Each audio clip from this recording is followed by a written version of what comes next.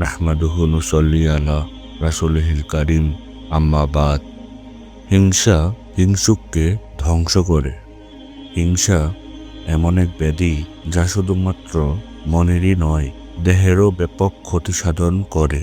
হিংসুক লোকের কোনো বিশ্রাম নেই, সে বন্ধুর লেবাসে একজন শত্রু। হিংসারোগ সম্বন্ধে ঠিকই বলা হয় যে এটা কমপক্ষে একটা ভয়, কেননা এটা হিংসুককেই প্রথমে হত্যা করে, অর্থাৎ হিংসা হিংসুককেই তিলে তিলে ধ্বংস করে। অন্যদের প্রতি দয়া প্রদর্শন করার পূর্বে আমাদেরকে অবশ্যই প্রথমে নিজেদের প্রতি দয়া প্রদর্শন করতে হবে। হিংসুক ব্যক্তি আগুন জ্বালিয়ে সে আগুনে নিজেই ঝাঁপ দেয়।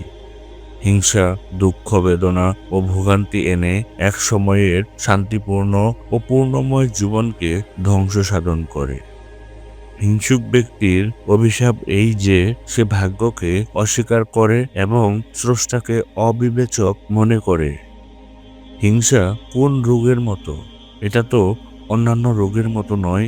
হিংসুক ব্যক্তি এ রোগের কারণে পরকালে কোনো পুরস্কার পাবে না, অথচ অন্যান্য রোগে আক্রান্ত ব্যক্তিরা তাদের রোগ ভোগ ও তাতে ধৈর্য ধরার কারণে পরকালে পুরস্কার পাবে। হিংসুক ব্যক্তি তার মৃত্যুর দিন পর্যন্ত বা অন্যদের সৌভাগ্য তাদের থেকে বিদায় না নেওয়া পর্যন্ত প্রচণ্ড ক্রোধে জ্বলে পুড়ে শেষ হতে থাকবে। হিংসুক ব্যক্তি ছাড়া সকলের সাথেই মীমাংসা করা সম্ভব, কেননা তার সাথে মীমাংসার জন্য যা প্রয়োজন তা হলো আপনি আপনার থেকে আল্লাহর সব কল্যাণ ও করুণা দূর করবেন বা আপনার সকল প্রতিভা ও সদ্গুণ পরিত্যাগ করবেন। যদি আপনি এরূপ করেন তবে হয়তোবা সে সুখী হবে।